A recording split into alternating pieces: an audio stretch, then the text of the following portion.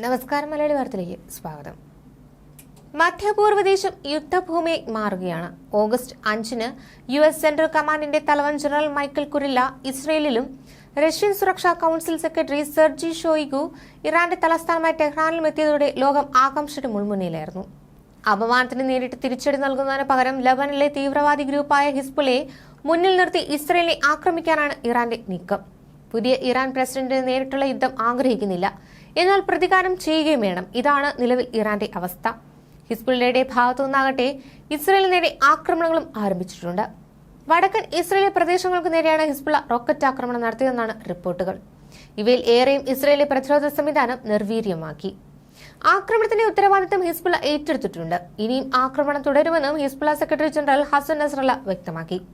ഇസ്രയേലിനെ ഇല്ലാതാക്കുകയല്ല, മറിച്ച് ഇസ്രയേൽ അതിന്റെ ലക്ഷ്യങ്ങൾ നേടുന്നതെന്ന് തടയുകയാണ് ലക്ഷ്യം.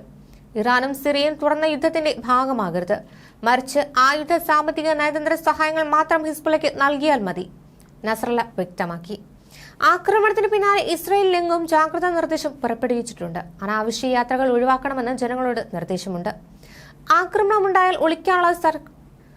ആക്രമണമുണ്ടായാൽ ഒളിക്കാനുള്ള സുരക്ഷിത താവളങ്ങൾക്കും അഭയകേന്ദ്രങ്ങൾക്കും സമീപം വേണം താമസിക്കേണ്ടതെന്നും നിർദ്ദേശമുണ്ട്. ഇസ്മയിൽ ഹനിയുടെ കൊലപാതകത്തിന് പിന്നാലെ സംഘടനയുടെ രാഷ്ട്രീയ വിഭാഗം ചുമതല ഹമാസ് യഹ്യ സിൻവാറിന് കൈമാറുകയും ചെയ്തിരുന്നു. ഒക്ടോബർ 7-ന് ഇസ്രയേലിനെതിരെ നടന്ന ആക്രമണത്തിന് മുഖ്യ ആസൂത്രകരിൽ ഒരാളാണ് ഹമാസിന്റെ ഗാസ വിഭാഗം ചുമതലയുള്ള യഹ്യ സിൻവാർ.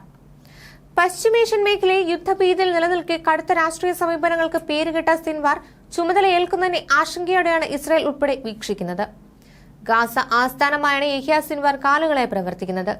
തിന്മയുടെ മുഖമെന്ന് ഇസ്രയേൽ വിശേഷിപ്പിക്കുന്ന സിൻവാർ അവരുടെ ഹിറ്റ് ലിസ്റ്റിലെ മുൻനിരക്കാരനാണ്. അതുകൊണ്ട് തന്നെ സിൻവാറിനെ നേതൃത്വ സ്ഥാനത്തേക്ക് എത്തിക്കുന്നവരുടെ ശക്തമായ മുന്നറിയിപ്പാണ് ഹമാസ് ഇസ്രയേലിന് നൽകുന്നത്. കൂടാതെ വെടിനിർത്തൽ ചർച്ചകളോട് ഇസ്മയിൽ ഹനിയ സ്വീകരിച്ച അനുകൂല നിലപാട് ഇനി ഉണ്ടാകില്ലെന്ന സൂചനകളാണ് പുതിയ പ്രഖ്യാപനത്തിലൂടെ ഹമാസ് മുന്നോട്ട് വയ്ക്കുന്നത്. ഹമാസിന്റെ നേതൃത്വത്തിനിടയിൽ തന്നെ ഏറ്റവും ശക്തനായ വ്യക്തിത്വമായി അതിവേഗമാണ് സിൻവാർ മാറിയത്.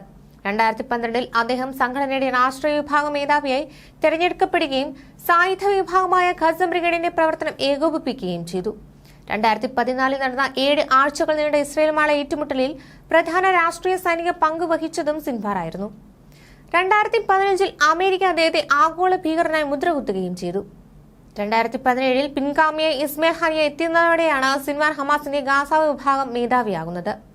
പൊതുവെ ഗാസയിൽ ഉടനീളം പ്രാദേശികമായി യാത്ര ചെയ്ത് പ്രസംഗങ്ങൾ സംഘടിപ്പിച്ചിരുന്ന സിൻവാർ ഒക്ടോബർ 7-ന് ശേഷം ഒളിവിൽ തുടരുകയായിരുന്നു. നേരത്തെയും വെടിനിർത്തൽ ചർച്ചകളിൽ ഹമാസ് മുന്നോട്ട് വെച്ച ഉപാധികളിൽ നിന്ന് ഒരു ഇഞ്ച് പോലും പിന്നോട്ട് പോകാൻ സിൻവാർ തയ്യാറായിരുന്നില്ല. അങ്ങനെ ഒരാൾ തലപ്പത്തെത്തുമ്പോൾ ചർച്ചകൾ എങ്ങനെയാകും മുന്നോട്ട് പോകുക എന്നതിൽ ഇതുവരെ വ്യക്തതയില്ല. തിരിച്ചടിയിൽ നിന്ന് പിന്നോട്ടില്ലെന്ന നിലപാടിലാണ് ഇറാൻ.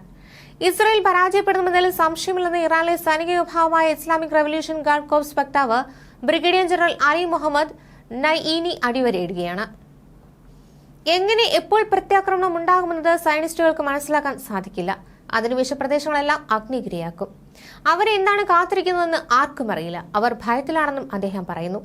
ദിവസങ്ങളായി ഇറാൻ മിസൈൽ ലോഞ്ചറുകൾ കൊണ്ടുപോവുകയും സൈനിക അഭ്യാസങ്ങൾ നടത്തുകയും ചെയ്യുന്നതായി അമേരിക്കയ്ക്ക് വിവരം ലഭിച്ചതായി വാൾസ്ട്രീറ്റ് ജേണൽ റിപ്പോർട്ട് പുറത്തുവരികയാണ്. ഇസ്രയേലിനെതിരായ ഇറാന്റെ ആക്രമണം ചെറുക്കാൻ ബൈഡൻ ഭരണകൂടം പരമാവധി പ്രവർത്തനങ്ങൾ നടത്തുന്നുണ്ട്. എന്നാൽ ഇറാനോടൊപ്പം ഹിസ്ബുള്ളയും ഹൂതികളും എല്ലാം ഒരുമിച്ച് ആക്രമിക്കുമെന്ന ഭയത്തിലാണ് അമേരിക്ക ഉള്ളതെന്നും പത്രം വ്യക്തമാക്കി. ന്യൂസ് ഡെസ്ക് മലയാളി വാർത്ത.